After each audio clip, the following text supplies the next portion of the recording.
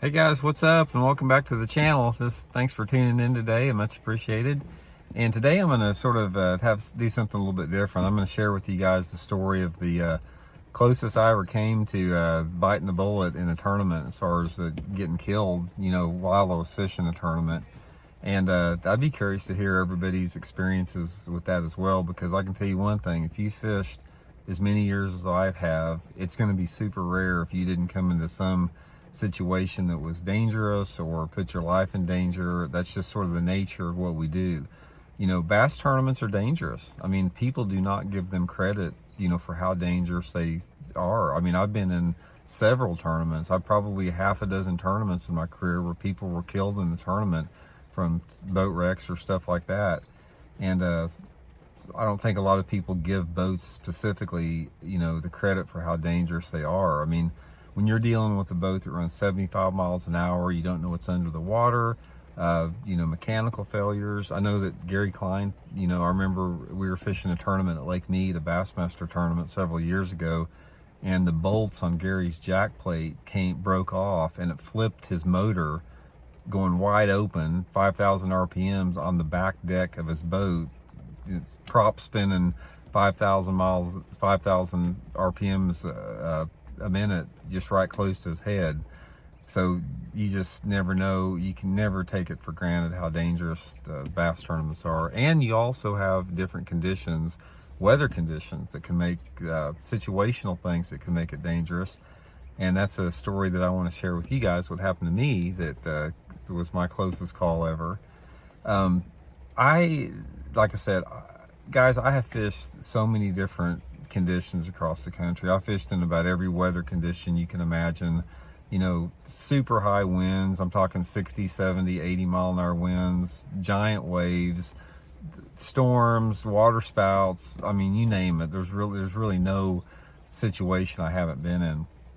But anyway, the time that what I consider myself the closest to being killed in a tournament is I was practicing for the Bassmasters Classic down at the James River. This was, I think, 1990. It was the classic that Rick Clun won down there. And when I was practicing down there, it was about 3 o'clock in the afternoon, and I could see that there were some thunderstorms building, down the lake, really up. I was down on the lower end of the river, and I had to run back up the river to the launch ramp. So I was sort of working my way back up the river fishing. And I came out of this creek, and the storms were getting closer and closer, which is no big deal. I run through storms all the time. They don't bother me to run through a storm. So anyway, I took off, and I was running back up the lake there, and I was actually going to run about 3 or 4 miles up the lake and fish to my next spot. And I'm running down the middle of the river, and the storm gets up on me, and there wasn't much wind to it, but it got super dark, and it started raining super, super hard. And I'm running down the middle of the river, probably going 50 miles an hour or something like that.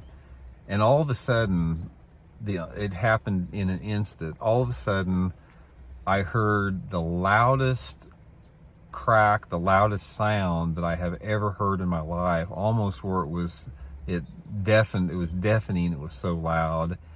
And at the same time, I felt there was some type of weird electrical energy and heat in the air. And when I looked and at the same time when all this happened, there was 2 bolts of lightning that hit the water probably within 5 to 10 feet of the front of my boat. It literally was instant. It was a blinding lightning. Forked lightning down there. I thought it hit the boat. If it didn't hit the boat, it had to be just inches away from it. And it was a surreal experience, because it was such a violent combination of light, intensity, and energy and noise that I've never experienced anything like that in my life. And immediately, I just it really shook me up a lot. I mean, I've never experienced anything like that to my physical senses, that being that close to lightning before, and I've been in a lot of lightning. So I got over to the bank and sat on the bank until the storm passed across. So I got looking at that, and it's like, if my boat, if I would have been going 51 miles an hour instead of 50 miles an hour, I have no doubt in my mind that that lightning would have hit my boat. There's no doubt in my mind. And it was so close. I mean, it seemed like it hit the boat. It was that close.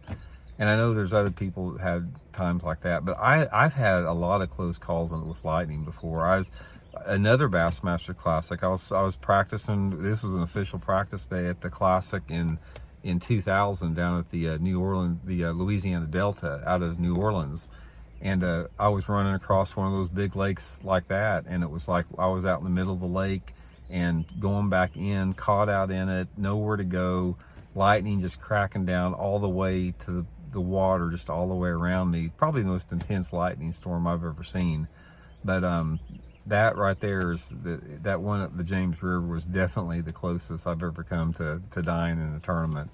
And like I said, and this has been out of many situations out there that I've encountered that have been dangerous. But the takeaway from this, guys, is you just can't take any chances when you're out there. You've always got to err on the side of safety.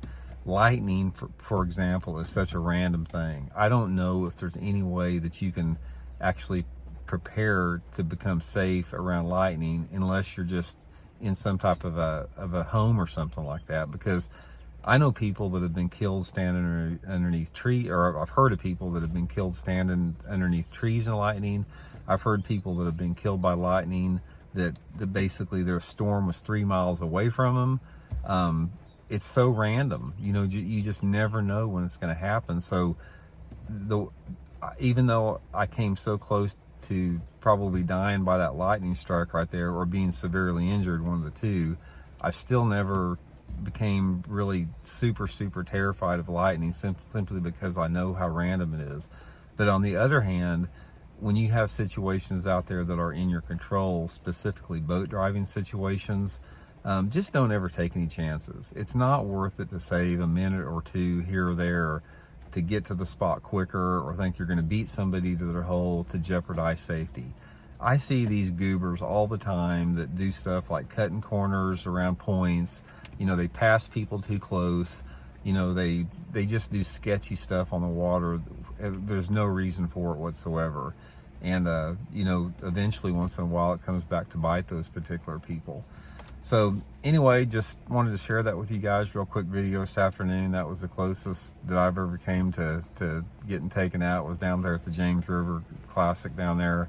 I don't understand that much about lightning as far as what it actually does or how close it has to hit you, you know, to kill you or severely injure you. But that was way too close for me. So anyway, shoot me your guys' story. Do you guys have any stories out there? Be curious to hear about that. And I just wanted to share that little tidbit real quick. Hope you guys have a good day. See ya.